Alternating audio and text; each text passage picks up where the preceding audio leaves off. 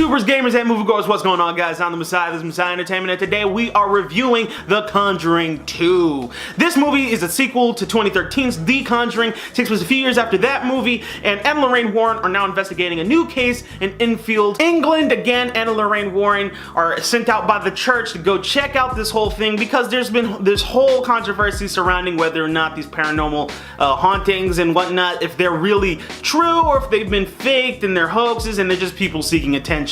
So the church doesn't want to get involved, so they send Ed and Lorraine Warren out to make sure that everything is factual. So not only do they have to deal with non-believers coming in and trying to mess up the investigation, but they also have to fight off this ghost slash demon slash whatever the hell it is. Guys, I'm going to keep this spoiler free. I did a spoiler filled review with my boy Johnny Lee over on his channel, JXB Entertainment. I'll leave the link in the description box down below. And I gotta admit, I was a little skeptical going into this movie. I really liked the first one, and you know, James Wan does such a great job with horror films. You know, the Insidious franchise is actually pretty good. And I feel like most of the time, especially with horror films, sequels just don't really live up to the originals, you know? Sinister 1, I thought was actually pretty good. And then Sinister 2 was straight up trash. And then, you know, with Annabelle coming out and, you know, that being associated with this, I thought maybe we might not be, you know, satisfied with The Conjuring 2.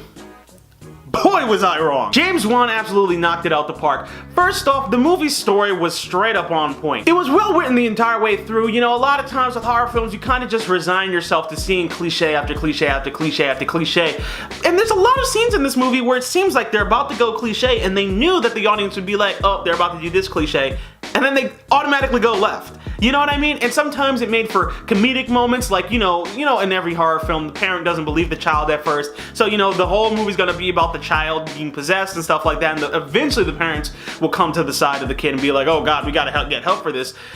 You know, that doesn't happen here. They build that kind of conflict up, and then, you know, the mom's yelling at the kids and like, just go back to bed, stop playing with Ouija boards, yada yada this. But then out of nowhere, a big desk will fly in front of the mother and she'll be like, and then the very next scene, they're running out that house, dipping across the street, and everybody in the theater was laughing because it makes so much sense. That's what people would actually do in that situation. Too many times do we have people just sitting inside the house for days on end, just waiting to get killed. Also, this ghost isn't afraid to show itself. A lot of times when, you know, like the police or something will come over, the ghost is nowhere to be found. There's no type of footsteps, no kind of creaks or anything. This one, the police come over, the chair flies across the room. The freaking newscasters come in, videotaping and recording the entire thing, and the ghost starts possessing the little girl. It doesn't care that there's people in the house. That makes the ghost seem even more scary and menacing because it's almost like you can't escape it. It doesn't care where you are, what you're doing, who's there, it's still gonna come and get you. And I love that the ghost in this movie is straight up menacing. And a part of the reason why the ghosts are so menacing is because of the visuals in this movie. The cinematography is absolutely on point. Both from the creepy nighttime scenes,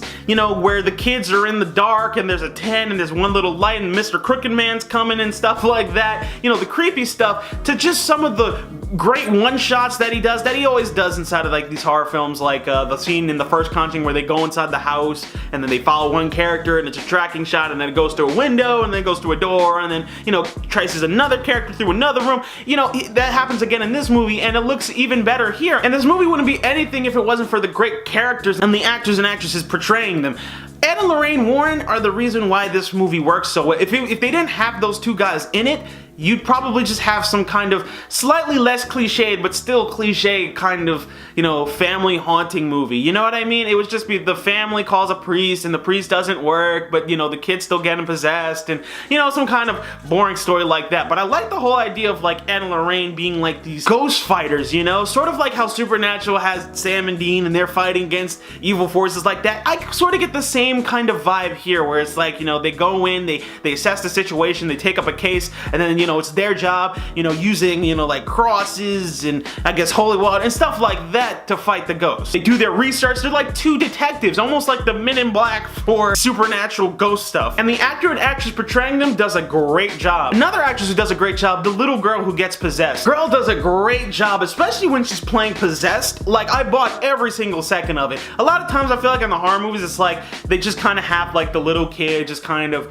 speak out to the ghost and, you know, like what was it in Sinister? It was like Mr. Toby, and they just stare at the darkness and go, Mr. Toby. But this movie doesn't do that. It actually has her, you know, being taken over, and you know that scene in the trailer where it's like, my name is Bill Wilkinson's and stuff like that.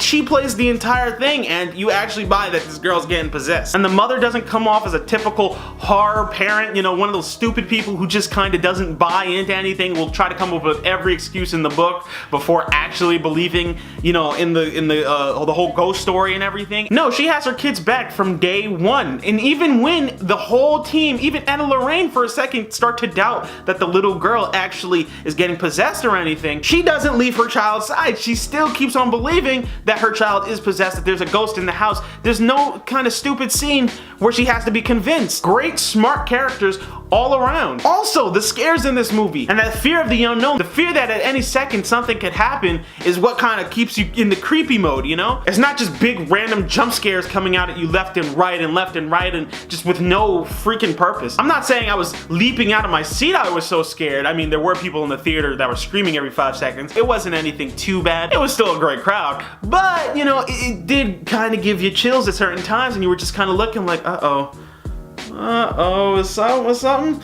Is that, what did I see back there? You know, it keeps you kind of guessing. Guys, simply put, this is a great horror film. From the characters, to the acting, to the visuals, to the scares even. You know, I haven't had a good experience with a horror film in honestly quite a few years. They've all pretty much disappointed me. So to see something like this, that pretty much knocks it out of the park on pretty much all occasions, I'm really glad that James Wan, you know, did such a great job with this movie, and I can't wait to see if he does a third one. You know, he did say that if there is a third one, it would take place in the 1980s, so, but he's, you know, he's gonna be doing Aquaman and stuff like that, so it'll be a while until we see that movie, but, you know, whenever that happens, I can't wait to see it, because honestly, at the end of the day, guys, overall, I'd have to give this movie an 8 out of 10. Excellent. Honestly, I felt like this movie was better than the first one, and the first one was really phenomenal. So I feel like this movie needs to sort of be like the benchmark for what other horror films need to reach. And honestly, it's all in the story.